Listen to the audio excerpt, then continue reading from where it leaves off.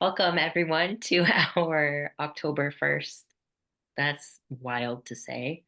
Our Mm, October 1st outreach and network meeting. To get started, I will lead us in some grounding, which I also very much need. We start by centering the land and the earth because the land is the reason that we exist. The land was here long before we became people, and the land will be here long after we are gone.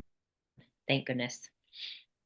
Everything that we are and everything that we experience comes from the land and will return to the land. And we are all existing in relationship with the land and with all our relations. And our goal through our lifeboat building and our work together and individually is to move towards right relationship with all of our relatives as best we can. And part of doing that is grounding ourselves, finding moments of calm and stillness in our bodies so that we can come to this work with openness, with open hearts and open minds, and with kindness and respect. So I invite you to close your eyes if you haven't already, and you might start to notice the sensation of breath moving in and out of your body, not trying to change or control the breath, but just noticing how it happens on its own.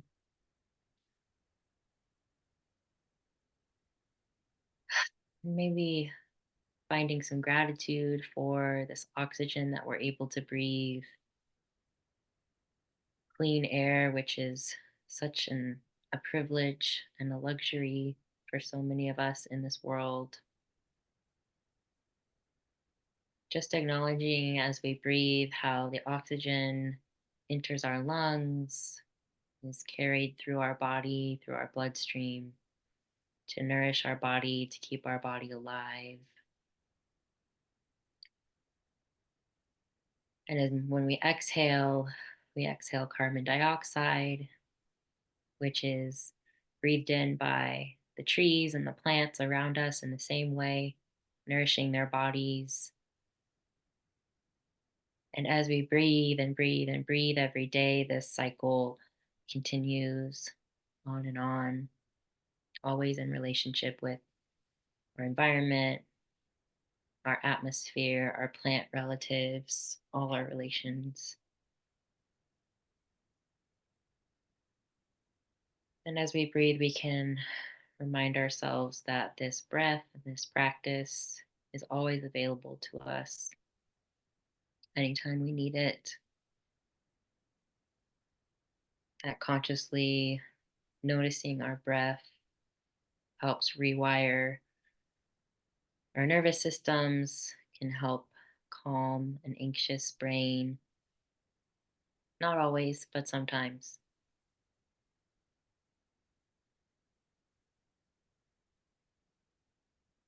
And I invite you to cultivate some gratitude for all your relations, recognizing our obligation to uplift our Indigenous relatives, to assist them in stewarding these lands and waters wherever we are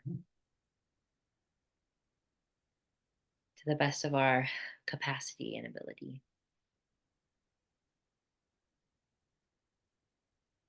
So you might start to wiggle your toes and your fingers, and when you're ready, you can open your eyes and join us back in the space. Welcome, Roland. hey, All right, so our check in question for today, seeing as tomorrow is a new moon, also a solar eclipse, um, what seed might you like to plant for the next month, moon cycle, the next few weeks? mm, Is there a seed you might like to plant? And the circle as I see it is Ben, Roland, and me. Over to you, Ben. the seed I am trying to plant currently is how to be a good ancestor. And I think tied to that is reclaiming a healthy relationship with time. And yeah, so trying to find that space of I don't have to rush, but I also there's no time to lose.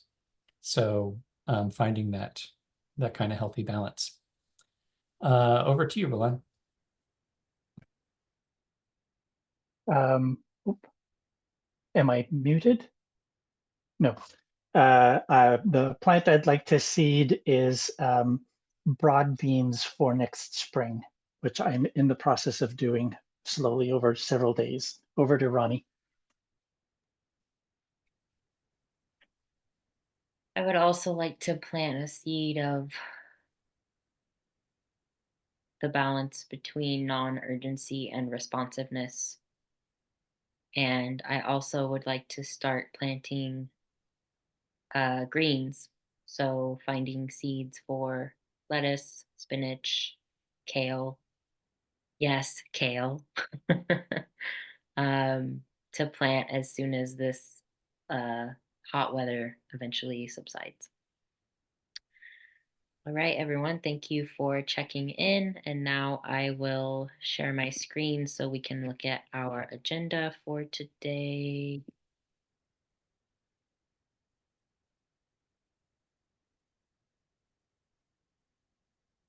So actually, I'll start with a brief overview of our previous meeting. Can you see Asana? Okay. Um, at our last meeting, we talked about setting up a review board to review submissions for our newsletter, as well as things like Medium posts and other kinds of content that we want to put out into the world. Um, we talked through our newsletter and social media process, which is starting to be underway. The review board is tied into the Connect the Dots Club, so that process is ongoing. And we also, Ben is sending out, is in the process of sending out re-extending invitations to the guilds, checking in with guild members to see how they're feeling about engagement. So those are some things that are all kind of in the works. Um, and then for our agenda today, we have a couple possible topics. One of them is talking about a questionnaire assessing if people might already have a lifeboat and not be totally aware of sort of a mutual support network that might already exist, and then the different types of lifeboats that could look like. I also added potentially talking about our mentoring schedule, or more broadly, how mentoring fits into the fall semester, kind of where we're at with that. And then the floor is now open to anybody else who would like to add other topics to the agenda. So I will pass it over to you, Ben. Yeah, actually, sort of in the connected to the are you sure you don't already have a lifeboat is integrating the potential research project outreach, because that actually sounds like it sounds similar to, starting conversations with folks. So yeah, other than that, everything looks good to me. Over to you, Roland.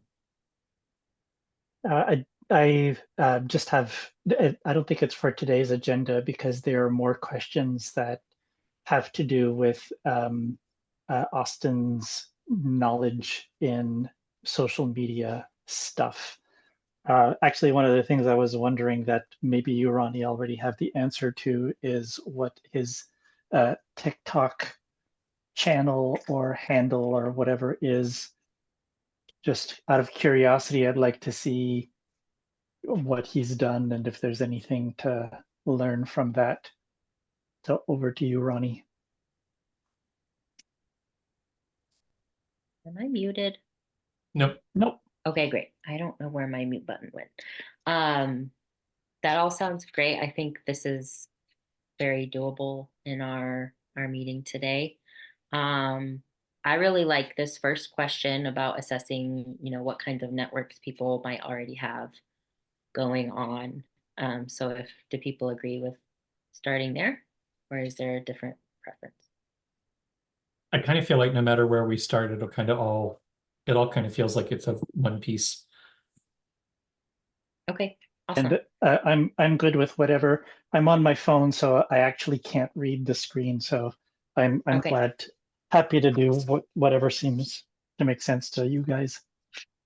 okay. Great. So let's start there. And I'm curious if someone wants to offer a bit of backstory about this question. Um, yeah, I'm curious to know kind of what prompted it. Roland, can you speak to that? What is the question? I can't see the screen, so I'm not sure. It was, and I think it came from you. It's the, are you asking people, are you sure you don't already have a climate change lifeboat? Oh, And right, right. the double negative of it. Maybe it came out of the Connect the Dots Club, actually, now that I think about it. I Go honestly I ahead. can't remember where it came from. I think it was just sort of this ongoing how how to how to how to frame things to reach people. And the one thing that we did a while back, way back when we were meeting in person before the Lifeboat Academy, I think even before High Grove, and it was the Footprint Club. And one of the things that we would start off with was, "What are you already doing?" Sort of Mhm. as in acknowledgement. And that was, and it's the same spirit here. It is to try to get beyond the, oh my God, there's so much to do. I can't do it all, so I'm just not going to do anything. And actually get people, so that's one part of it, to get people to think about what they're already doing. Mhm. But the other part is that I think there is still this sense from people that when they get in to join the Lifeboat Academy, they have to start their lifeboat from scratch, from nothing. And what I would want them to think about is, what do I already have that I can build from, instead of I have nothing and this is overwhelming and I can't do it. So as there's, because I know whenever I talk to people and they talk to me about the lifeboat, this is friends and family. They're like, oh, I wish I had a lifeboat, and I go to, well, what do you have? And people have community connections, or they have knowledge, or they've already got stuff, or they even actually have they already have a network, and they're just not calling it a lifeboat. So then there's like identifying what you have. If you already have a lifeboat, what can you get from being part of a lifeboat network? So I was just trying to think of ways of getting people to not to think that they're already involved in and they don't know it yet. Over to you, Ronnie.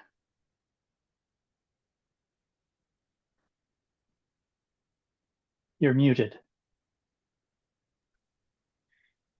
My mute bar is elusive. Um, I'm just gonna not. Anyway, I really like all of those ideas. I think that makes a lot of sense, and my wheels are already turning about my life and kind of using what I'm already doing as a jumping off point, which I already have been having a lot of thoughts about recently. Um, but yeah, I think that could be a great way to bring people in, and I'm also thinking about like that's also something that would be great to put out on social media to kind of bridge the gap between, people hear polycrisis and collapse and, oh, I'm not doing anything. And that's really scary. And it's like, you're probably already doing at least one or two things that are increasing your resilience. And then we could give examples of that, or even, having Austin interview somebody about like he could interview me, for example, about things that I already have going on, and we could be talking about how that's a lifeboat. So, yeah, I really like the idea. Over to you, Ben. Yeah, I like it. I like the idea of building on what's already there. Um, and I'm trying to think about how to use it sort of systematically. I think in that spirit, we don't want to ask about the lifeboats necessarily, because I think that's kind of applying. I think part of the confusion is it's asking people to try to assume what we mean by a lifeboat. And I'm just trying to think of how to do it, how to be a trickster about it. I mean, I think it's I really I like everything about it. And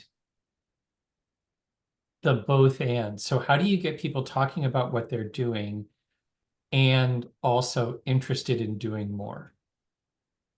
So I think because that is the question then of it's not just getting people to talk about what they're doing, it's also getting them to increase what they're doing, finding ways of doing more.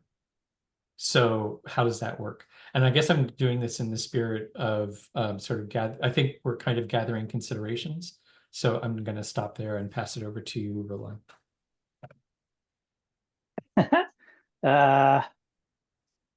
Okay. So I think that's a really good question. How can we get them to do more? And what went through my mind was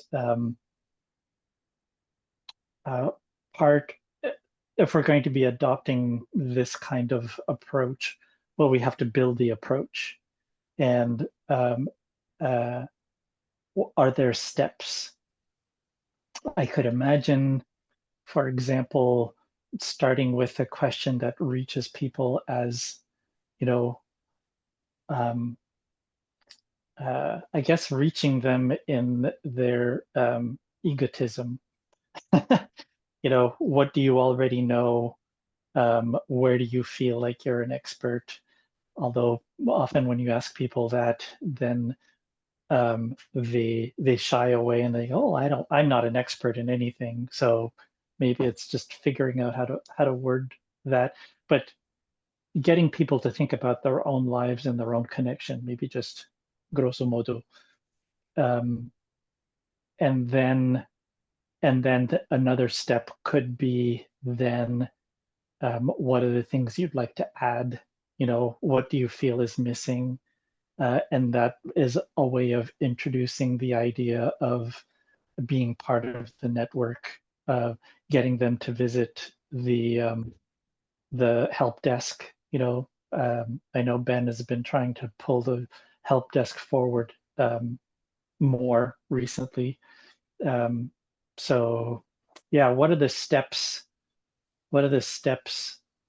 Um, I guess in sort of a longer term campaign to reach people, because it is, I think, Ronnie, the way you were talking about it, it feels like I started to feel how it was a much more complex question. Yeah. Okay, over to you, Ronnie.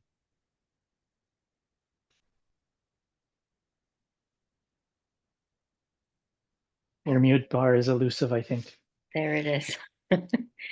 I'm also thinking about myself and people I know, and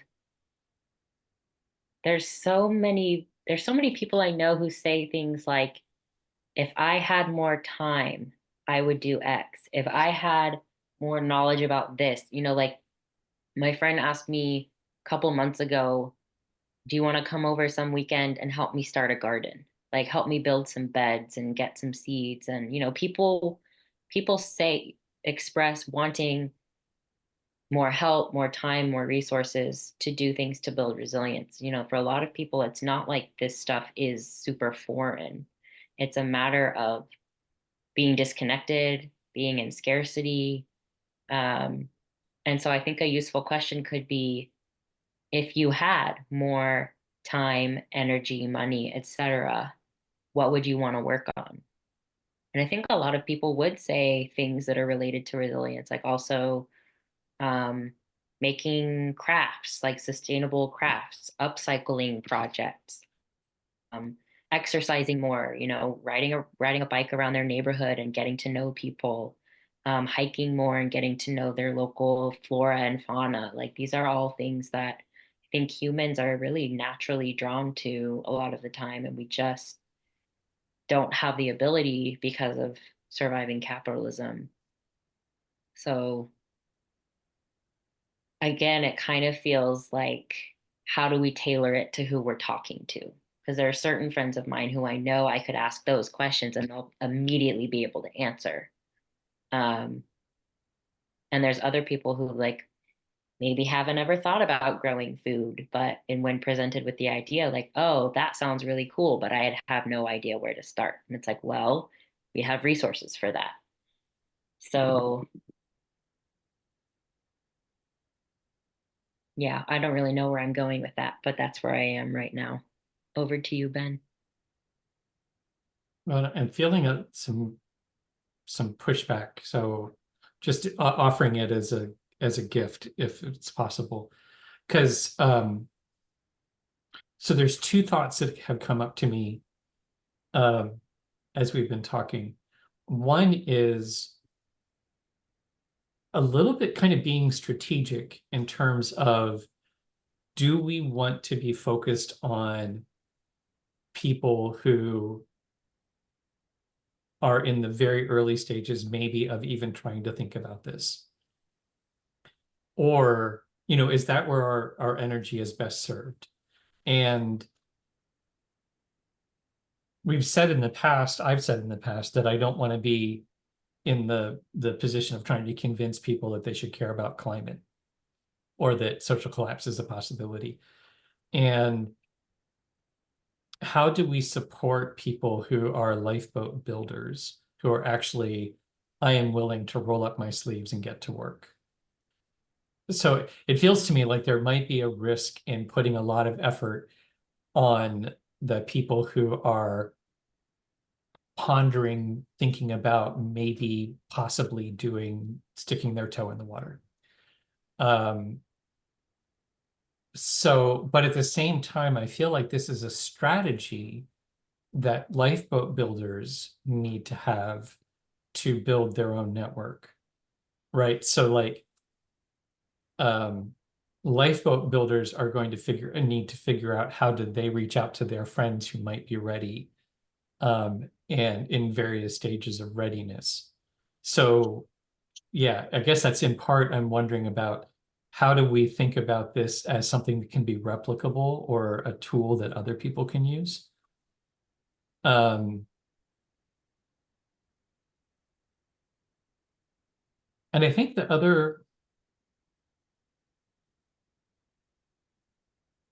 I think I'll leave it there. I think the other is kind of, it's implied in that. So, who do we want to focus on supporting? And do we want to support lifeboat builders in building their network? Or do we want to actually go to the very, the what would you call it, general population, who aren't yet at a place where they are ready to build a lifeboat or even thinking about building a lifeboat? Anyhow, I'm going in circles. Over to you, Roland. Well, I'm still at what are the steps?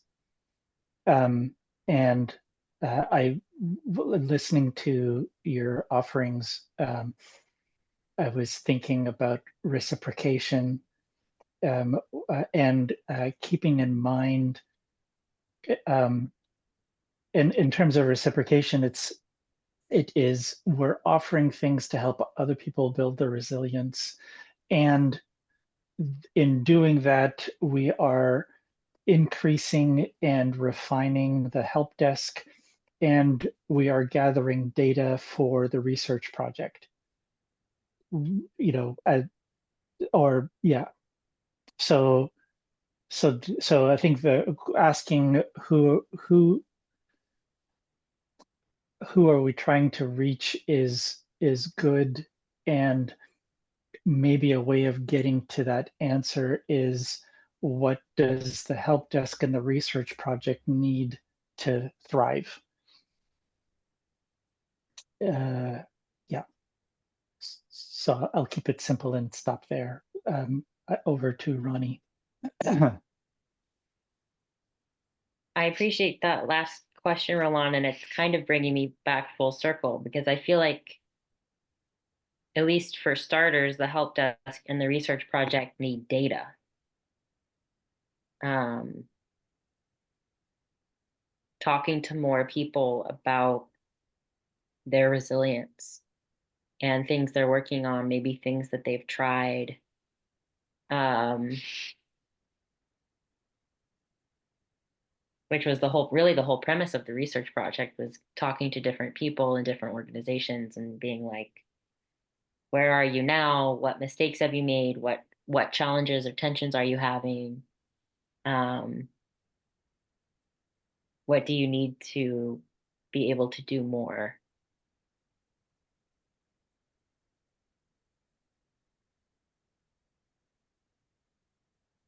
Now I'm thinking about that, back to the questionnaire idea, like designing a questionnaire and sending it out to everybody we know, everybody, and saying, please, like share this everywhere. This isn't about signing up for a thing or making a commitment. We are doing a research project. We are collecting data. Part of the questionnaire could be, um, do you want somebody from the Lifeboat Academy to reach out to you? Right? Would you be open to having a conversation? And and then part of me is like, oh, well, we should just be, reaching out to people one on one and being more relational. But I really think having that data could be really useful. Um, I want to fill it out. I want to send it to my friends. Like that's something that I feel in this moment, I feel excited about that. I feel like that could be really interesting. And it also gets people thinking about, it's like planting a seed about resilience in their mind to ask them these questions. So yeah, over to Ben. Yeah, well, we have a questionnaire that we have never, I think we've actually tried to invite people to fill out and we don't get responses. So again, times change, and but we need, and I think that that's, so there's two thoughts that are coming up around that. One is part of research design is generally you start qualitative, generally open-ended, and you narrow it down to a questionnaire. You need basically to test out questionnaires to make sure that they work. And work means not only when people answer them, do they give you answers that, can they answer them, but it's also, are they motivated? Is there some desire for them to answer them?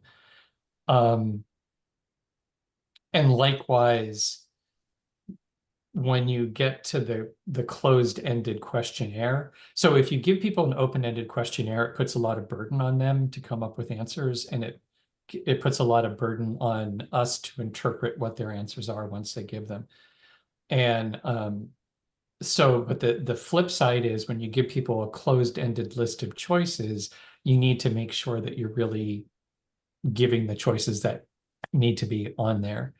So there's in terms of a research project, what I was thinking about most recently was that we need to engage people who have more experience. I think my goal has been to get network folks, people who are trying to do the work of bringing together people to answer questions about the people that they're trying to bring together. In part because people, I mean, this is just one of the realities of social science, is people are horrible informants on their own experience. Like most people can't tell you why they don't do something. And they also can't really tell you even what they want, what they're hoping for. They can give you sort of stories about what they think they want, but if push comes to shove, we could ask people, what would you do if you had more time and money? And they would give you an answer, and then we could give them more time and money, and they wouldn't necessarily do those things.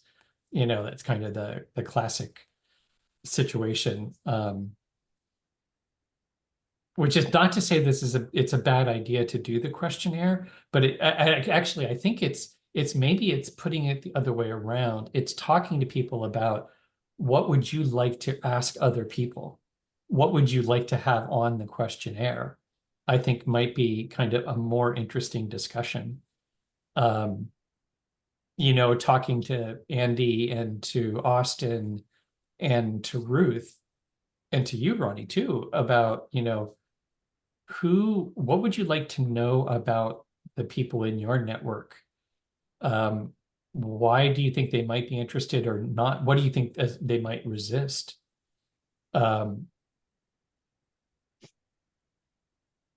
Yeah, I think I'm feeling into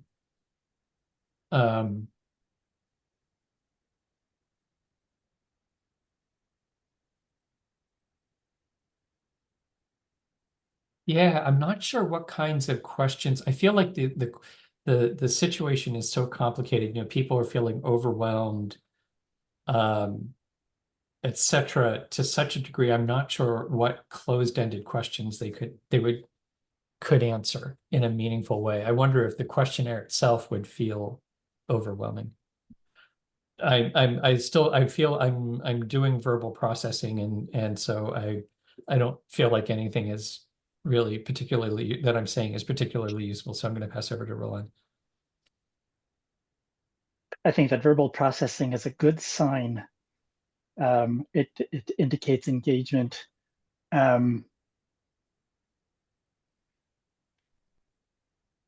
Yeah, I don't know what to add actually at this point. Ben, what you're saying resonates. Not being a survey writer in any way, shape, or form, what you say makes sense in my mind, and so, and if I understood what you're saying is, even though we already have a questionnaire that didn't get any uptake, that it may be a matter of maybe redoing a more carefully thought one. And which actually reminds me, one of the thoughts that I had was about not repeating the same old and expecting different results. We've sent stuff to friends and we've sent stuff to people who've already signed on and gotten nothing. So what above and beyond that can we do? And just as one possibility, I'm not saying that this is a panacea in any way, shape, or form, but I have seen on, I think probably on Facebook groups that I'm part of, somebody saying, hey, I'm working on a research project on this or that degree or whatever. Sometimes it's just a research project about blah, blah, blah, blah. If anyone is interested, if anyone's interested, I have either a short interview or a short questionnaire or something like that. Let me know and I will send it to you. Or, but I mean, there's all sorts of different ways in which we could do that. But I have seen people who are looking for data by posting on social media, asking for people to participate. So there are different groups that I'm part of and that the Lifeboat Academy is part of, and I'm sure that you all are also part of, where could we have just a general ask like that to send out? And would that be useful? I mean, our social media stuff is going to the lifeboat builders, but it's also potentially going to a much larger audience. So I think from that, I would surmise that we are open to casting the net wider. But then what does that mean in terms of the questionnaire and the type of data that we're looking to gather, et cetera, et cetera? over to Ronnie.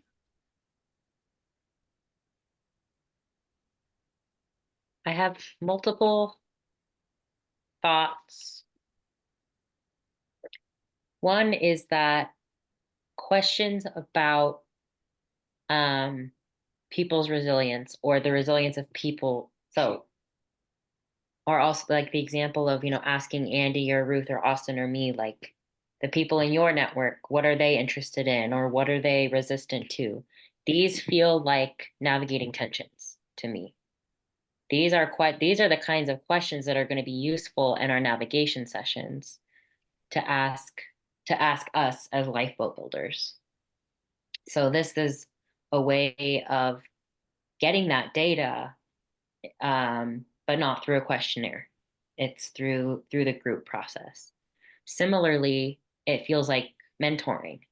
It feels like, what are you currently working on? Who's involved? Who's not involved? Who's in your life? What are they interested in? There's lots of different ways that we actually already engage with these questions, that might be more effective than putting out a questionnaire. Because we've put questions to the lifeboat builders group multiple times, and only two or three of us will answer, and then nobody else really chimes in. So I'm kind of like, okay, well, what is working? We have folks, this group of lifeboat builders who are coming to things and who are engaging. Um, and that also, as one of those people, that's what feels useful to me. Um, so I'm just kind of curious how that lands with y'all, because I'm kind of just seeing how it's all connected. Over to you, Ben. Well, yeah, and that is the Curiosity Guild idea. It lands with me, yes, I think. And in fact, what I was hoping for is, how do we get more people at the navigation sessions more regularly? Where people are, and likewise, actually, how do we get people who are working on projects at the navigation sessions? And that's why I was thinking about them as really, retooling them as research project debriefs, where that is it's a chance to come together and to say, this is what I'm working on, and these are the challenges, and help me think through these challenges. And at the same time, we are gathering sort of collective knowledge by identifying where there are common challenges. And so it feels to me like we are talking about the research project. And the process that I have outlined is step one, we talk to people who are already connected with lifeboat builder projects and say, and it's kind of your idea, Roland. We're trying to do a research project where we want to connect directly with people who are doing place-based resilience work. And we want to find out, what are their challenges? What kind of resources are they looking to connect with? And what are some promising approaches that they know of, are experiencing, or trying out? And the step two is, and then that's to kind of develop a long list of who are potential lifeboat builders that we want to connect with. And what's in it for them, what's in it for the network people is, if they want to be a project co-sponsor, then they actually do some of that outreach to their people directly, and it gives them the tools to create stronger relationships within their network. And for those people who are like, well, I'll make the introduction, but it's up to you to go from there. then it allows us to invite and actually even in that network, it creates a space where those people can then come together to talk about their projects and do problem solving. So it is like a navigation, an enhanced navigation session. And it feels to me like, yeah, that kind of the more direct question of, well, if we had a large enough pool of people to draw from, and we had, a dozen or so folk, there's always that kind of the funnel part. You need to have people who are in the right category, who are interested, who have the time, who actually show up, right? But if we had, a dozen or 20 people who were looking to start building their lifeboat network, looking to take the same steps, then we could have a support group that is just of those folk. And if we had, a similar sized group of like Brad Smith's folks who are, or the Bernies of the world, and we have a pool of them who have land and are trying to figure out how do they attract people, then we could host a group just for them. And likewise, if we had a bunch of people who are looking for land and looking for connection, then, or trying to whatever.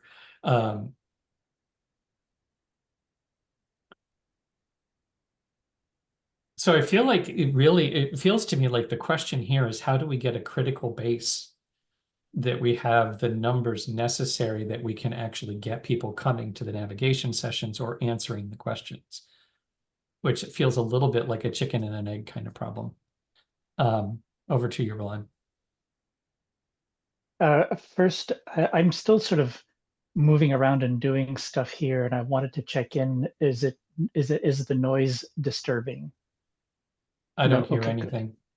Me neither. cool. Okay. So I think first of all, I wanted to point out time. I don't know how long we've spent on this, but we have other things that we wanted to talk about. The other thing that I wanted to bring up was the original intent of my suggestion, which was how to get free. I guess it is phrases or methods or steps to that are different from what we've been doing to get people engaged. So that was the question of what do you already have and what to build on. And so are we now talking about some of the steps, or how to what the sort of why we want people? I guess I'm a little bit lost from the original intention of the question to where we are now. And is this something to set aside until the next meeting so that we can get to other things? Over to you, Ronnie.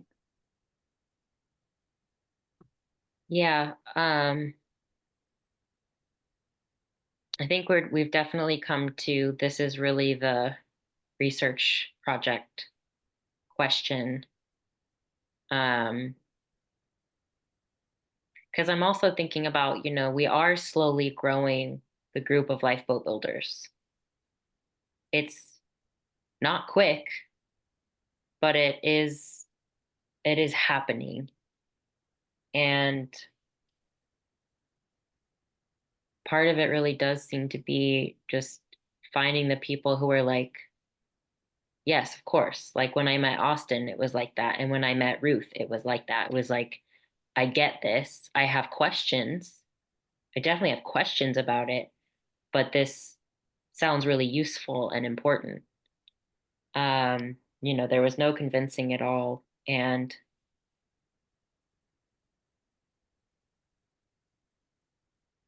yeah, my mind's going in a bunch of places at once, but at the core of it, this feels like the research project. And also looking at and an AMAC reflect moment of what have we done up till now, what has worked, what hasn't worked. We've had this kind of conversation many times before, which is not, I'm not saying that's a negative thing. This is part of the process. This is the core of what we're trying to do. But we have spent a good amount of time on it, and I think um, I want to continue to find how um, all of this stuff is connected, how the navigation sessions connect with mentoring, which connects with the lifeboat builders we currently have, bringing in possibly more lifeboat builders. And also, I don't want to, for lack of a better metaphor, beat a dead horse. Like, I don't want to talk ourselves into talk about it too much, because it is stuff that's also just kind of happening. So anyway, that's what I have. My head kind of hurts. Over to Ben. Well, and I feel like you hit the nail on the head with we're at an AMAC reflect moment. And I feel like I actually, while we were talking, I remember putting together a lifeboat builder questionnaire, but I can't find it. So what are the things that we thought about asking before? Anyhow, so that idea of what have we tried, what works, what's not working. And also, I think that's one of the steps in the research project is actually just coming up with what is our sample frame for lifeboat builders and or networks of lifeboat builders, given how we're defining things now, because we are making connections with more lifeboats directly. I would say where we've really made a lot of progress is with networks. And so how do we networks of people who I would consider lifeboats, Foodlands, Brad Smith, Earth Regenerators, where they may not be doing they may not think of themselves as lifeboat builders, but they are doing this kind of work. And so in terms of, I am agreeing, I think let's not continue talking about this, but in terms of concrete next steps, it seems like some sort of pulling together what does feel like it is working that we can build on, and where are we now in terms of who do we think are the likely suspects for continuing to invite into a research project or to answer a questionnaire or things like that. Yeah, so I think I'm ready to move on. And if we land, what do we agree are the action items that come out of this conversation? Over to you, Roland. I'm going to pass so that I can answer that later, please. So over to Ronnie. Yeah, this feels really useful. I'm just noticing I can't help but answer part of this. Andy came from the Earth Regenerators groups. Austin I met through group activism for Palestine, and Ruth came from Good Grief Network. So these are people who were drawn to group work, who were drawn to community, who I met engaging in community. So part of it seems to be, let's not do more work than we have to, being in communities and being in networks is where we meet people, versus kind of shouting into the void of social media and hoping to get some random person who's never heard of us engaged. So that has my wheels turning about sort of the different things I'm engaging in and things I want to be engaging in, and how I can be talking about this more in those spaces. Anyway, so there is a synergy where we do find people who are actively looking for collaboration and support. So yeah, that feels potent to me. And I also feel ready to move on. And at the same time, I feel like the other topics are very much related to what we're talking about now. So Mhm. I'm happy to be kind of in the soup. But yeah, I'll pass over to Ben.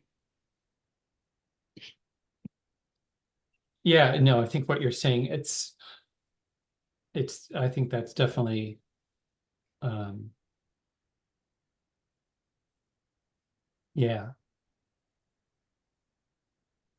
And yeah, how do we build on that? And,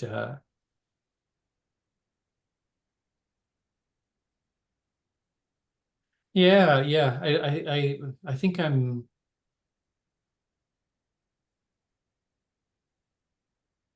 feel like it's kind of the next step is to go back through our Rolodex and, sort of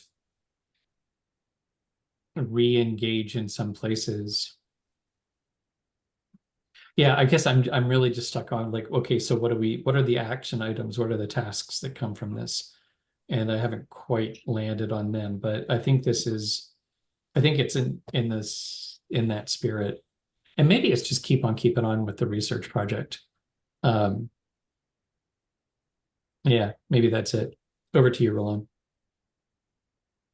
Well, I find what you were saying, Ronnie, interesting because the networks that you've tapped into that have brought more people is because you were somehow present in those networks. Um,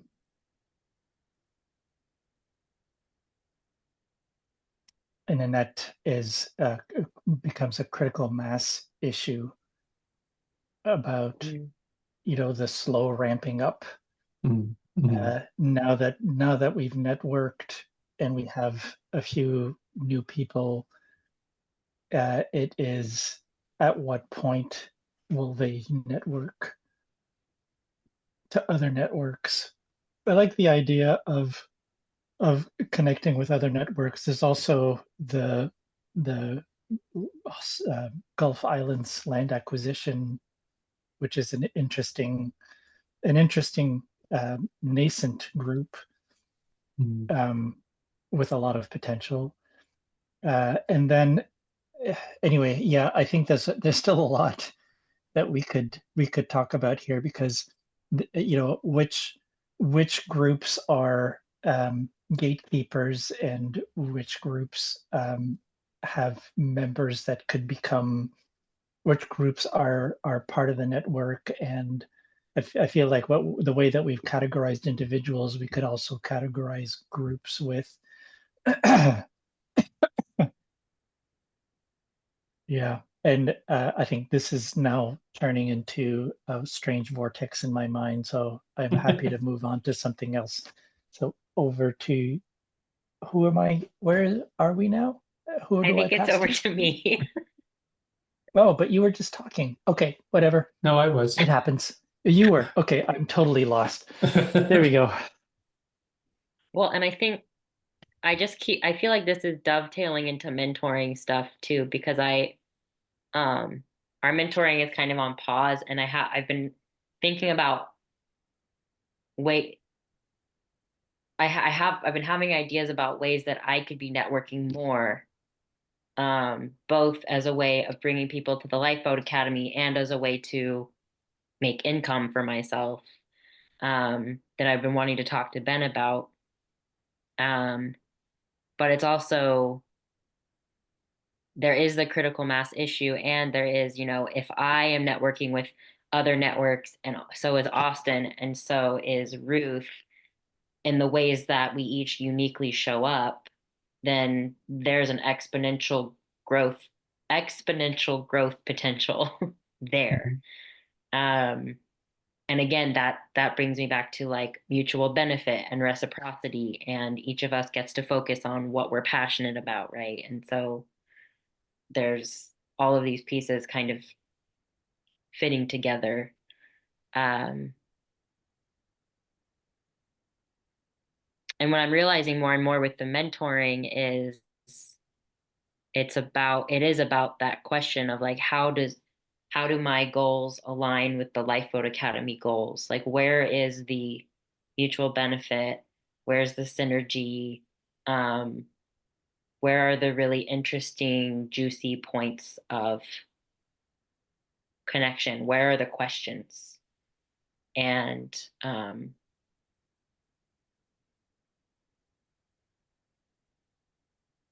because I'm noticing more and more that what I want to be working on feels completely aligned with this work. And anyway, I don't really know what's. I feel like I'm going in circles too.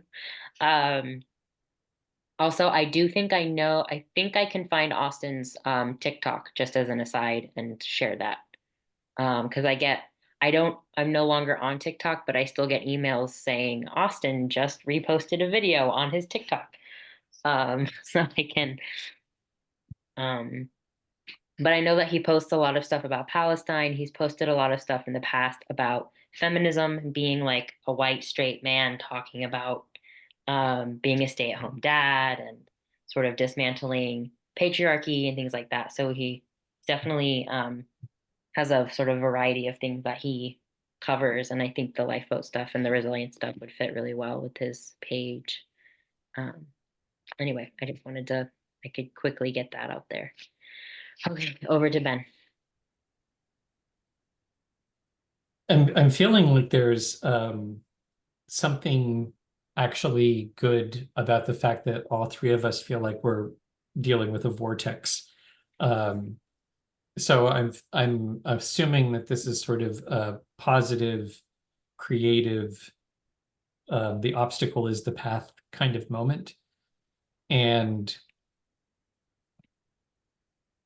it brings me back actually to the original question, or the original sort of proposition was, and I've been thinking about, taglines lately, and um, I think I've said this in other venues, but it's worth repeating. Because we have Spalding Valley Farm, or the Farmistary at Spalding Valley, whatever, this location here, and the Lifeboat Academy. And I have been really consistent about modeling resilience and regeneration at the person, place, and community level as a tagline that works for me. It keeps bringing me back to there are these three levels, and it's about it's actually, resilience, regeneration, person, place, community. And that explains a whole bunch of stuff for me. And that is the Farmistary at Spalding Valley. And I think there's something else that's the tagline for the Lifeboat Academy. And so far, the one that resonates the most with me is learning to unlearn to relearn. And I think in terms of mutual benefit and also the secret sauce, the both and the reality testing, the agnosticism of you can't get this right and you can't get this wrong and treat everything as an experiment is what allows, and you are embedded in a larger intelligence, is also, part of learning to unlearn to relearn. So, because I think I still hear this everywhere. People think that I will learn something new and then I will know enough. It's actually that question of if you had more time and had more money, then what would you do? But actually, it's unlearning that excuse of I can't do what I need to do until I have all of these other things. I've got to have my support system first. I've got to have the resources first, and then I can do something. When the reality is you have everything that you need right now. Like, I think that is the radical thing that we are proposing, like, and radical as root. You know what you need to know right now to engage in your next experiment, to move you where you need to go. You have the resources you have right now. You have all the resources you need right now to build towards that thing that you think you want to build towards. You don't have to wait for anything. But you do have to use what you have now. You have to recognize what you have now and be clever, about what you know more than you think you know. That maybe that's the other thing too, is like part of that, part of the implication of maybe you already have a lifeboat is sort of you have more than you think you have. You know more than you think you know. And so how can we work with that? Because then that's part of that mutual. I think a lot of people hesitate on mutual aid because they think, well, I've got nothing to give,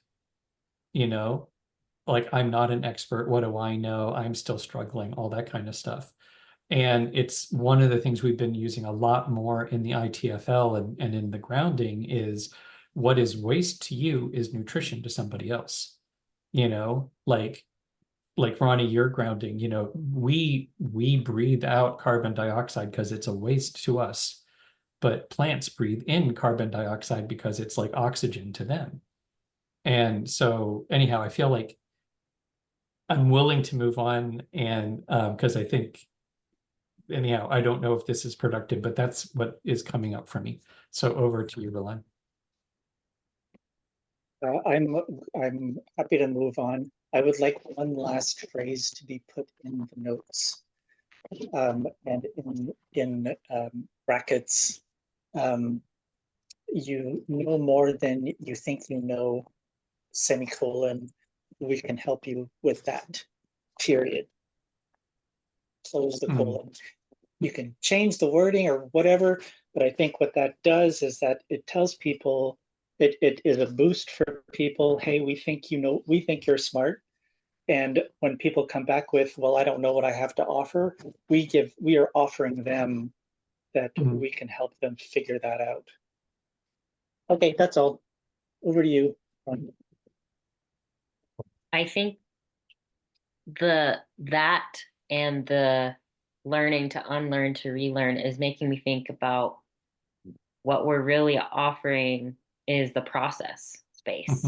We're not offering people resilience and regeneration, but through engaging in these spaces, they are offered the tools to do those projects for themselves and for their communities. So there's the modeling of it on the farm, and then there's this is a learning space first and foremost. And that is something that I don't think many people offer. And a lot of the time, if they do offer it, it's very prescriptive, like the what it was that came after Earth Regenerators, the design school, right? That was like step by step. We're going to prescribe how you do this, and we're saying in yourself how to do this. We're just holding the space for you to find that and to try things out. So I think that is a really important sort of focused framing. That's really valuable. So, okay, where are we now, Ben? I want to add to Roland's phrase. And because I think it's you know more than you think you know, and some of what you think you know is wrong. We can help with that. But it's the both and, because that's the part of the thing is with, like, I think Ronnie, you're spot on. And like when you were saying it, I was like, well, yeah, you don't have to build resilience. Resilience is sort of a natural occurring quality. Regeneration happens. Like regeneration is what makes plants grow. It's what heals cuts. So you don't have to learn regeneration. You don't have to learn resilience, but you can promote them or stunt them. And how many people are going around, hitting everything with a hammer because the only thing, hitting everything like a nail because all they have is a hammer. But so you can get it wrong. Anyhow, I'm excited by this, and I don't know if we're going to land anything today, and I don't care because I'm excited by this. So over to you, Roland. I would really like to get to the mentoring schedule, but now I feel like I need to respond to the response. So I agree with everything you have both said. And I am trying to embody the trickster that is marketing, and trying to figure out a short phrase that is both a give and an ask, to get people to come in. And then there's a whole world of other of refinement of the message that we can then come across. But what do we need to start with? What do we need to get somebody to go, oh, that's interesting? And it's not to try to give them the whole answer in a sentence or two. And I'll also point out that somebody recently told me that a tagline was meant to be short and didn't have to contain everything. Somebody in my immediate environment was talking about another group that they were really frustrated with, who kept adding to the tagline, and that wasn't really necessary. Somebody that I know, that I often see, including right now. You entered a line for the notes. You did not propose a tagline. I responded to your line in the notes. I agree it is too long for a tagline. Sorry to jump circle. My character was being besmirched. Over to you, Ronnie. Funny. Good job, everyone. I'm not really sure where we are, but that's what happened. It's all in the notes. Mentoring schedule, mentoring schedule, mentoring schedule. Well, so where we're at with the mentoring schedule is I emailed Ben and Austin and I said, does this time work? And I never heard back. So, and I also know I can just schedule a time with Ben anytime and have a meeting. So I'm not seeing it as a big deal. I'm also, I'm curious if Ruth might want to get in on mentoring, but also if we have 4 of us in a mentoring circle, that just becomes a navigation session, essentially.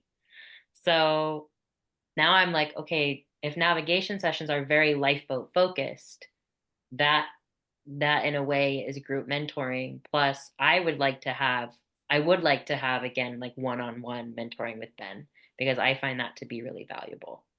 And Ruth kind of does one-on-one mentoring with me already. So that's where I'm at with it. Over to you, Ben. And that was my hesitation in responding was, how does mentoring and the navigation session fit? Because if we were having themed navigation sessions, that was kind of feeling almost like it was mentoring. And if it like group mentoring. And so what you just said, that those were my questions as well. And well, and in addition to, do we need to loop Ruth in, or is there anybody else who might be interested in mentoring if it was put out there to the larger group? So the time works for me. You all could take advantage of the scheduling app as well and schedule one-on-one mentoring time. Like I'm totally amenable to that. You could also just send me an email and say, when do we want to do it? So yeah, my hesitation was just trying to figure out, how do we relate navigation sessions, mentoring, and it looping more people in, Ruth and or others. So, and I don't have strong feelings about any of that. No one's signing up for the navigation sessions yet. So, that's also one of those, is it just, do we make them mentoring sessions or what? I don't know. So I will pass over to you, Roland. I think your point is really good for for the cognoscenti. That's what April does, right? He doesn't have to. You're Hard breaking to up. hear you. Well, there's nothing I can do about that. It sounds like your microphone. Okay. Is there noise around you? Okay. Does that work better? Yeah. Oh, that's way better. Right? Okay, I will hold my phone. Um, right, April, if I'm right about this, April just schedules something Yeah. without really checking with you first. That's why I have Calendly. And Yeah. especially if it's just with you, that's probably a better way of setting up a mentoring session, because then you see it on your calendar, and if it really doesn't work, then you can push back. But generally speaking, I think you just show up. Mhm. So that's what I would recommend, that um, we've got Calendly, and we've got the shared Google Calendar, and just looking for spaces that work there. And yeah, inviting other people. I think, um, and this is not something I want to talk about now. I can ask Ben at home. I think I need to be reminded of what the mentorship sessions are. Um, is it peer-to-peer mentoring? Or is it Ben mentoring people in the stuff that he is good at? Because then that's two different things, obviously. Uh, the peer-to-peer mentoring would be more navigation sessions, but teaching, mentoring, mentoring is a type of teaching and imparting information or wisdom from the knowledge keepers to the knowledge seekers. So anyway, I just wanted to put that, because it's not clear to me exactly what the mentoring sessions are and why they would be like the navigation sessions. But I can also just have a chat with Ben about it to save time. Over to Ronnie. Yeah, I would really like the navigation sessions to be where lifeboat builders come together to talk about challenges. And that was the intention from the beginning. Mhm. Um, and then have the one-on-one meetings with Ben about sort of the structure and the specifics of my experiments and my things, which could also include challenges and tensions. But there's a particular benefit to having the group together in the navigation session. Which, when we were having mentoring with Austin and the three of us, it felt a lot like navigating tensions, like, because we would get onto a specific topic and be exploring that topic together, and then slowly coming to sort of, well, what's the so what. So it really, um yeah, I think the navigation sessions are really important, not to mention they are a really useful tool that we can all take to other communities. So that's the other purpose of them. Mhm. um So yeah, I feel complete around that. And I think Ruth has signed up for the first navigation session. I know that she's planning on being Oh, there actually, you're right. No, you're right about that. because we are co-facilitating a navigation session, 3 navigation sessions through Good Grief Network, and she wants to learn the format. So um and I will give Austin nudges as well. Over to you, Ben. Cool. Yeah, that makes sense to me. Well, and I'm feeling there's also a link with what Roland was saying and the Connect the Dots Club, which will be starting shortly. Because we talked about how do you make it easier for people to connect with the specific skill sets that are represented in the in the network. So yeah, I think that's, I've got a lot of skills around that kind of the setting up your experiment and uh implementing an action plan kind of thing. And so it makes a lot of sense for me to be one of the key people who would be available to mentor when people were setting up their project development plan. Or, working with that kind of thing. But I think this is one of the things that hopefully might come clear in the conversation actually that we're planning tonight is how do you book time with different people, and how do we make that fair and equitable? Yeah. So everything is in process. Over to you, Roland. I'm going to sign off because if I want to get home in time for my call, it's 3:30. Oh no, I'm okay. Ugh. Yeah. I was actually that all sounds good to me. I think I have one last request, and we can just do it by email. I was wondering if we could start these meetings a half hour later to help me be uh, more easily available for them. Same day, generally same time, just with a half hour difference. And yeah, I feel like we're wrapping up, so I will stay, and then will head out. Over to you, Ronnie. Half an hour later works fine for me, just keeping in mind that on Tuesday nights we also will be continuously be having another session. So it's a little bit less break in between, but it's, I can handle it. It's doable. I have no break in between because I have a call right after this. Ugh, yeah, that's a lot. Okay. Yeah, over to you, Ben. Yep, I can do a half hour, and we might just try to keep these meetings shorter. Yeah, that's a good point. So keep to an hour. Yeah, which is that's a good goal anyhow, and I think yep, that's a good goal. So I'm good with that. I'm ready to wrap up. Roland, over to you. Great, thank you. Over to you, Ronnie. Awesome. Good meeting. All right. Ben, I'll see you 30 minutes before. Yep. Okay.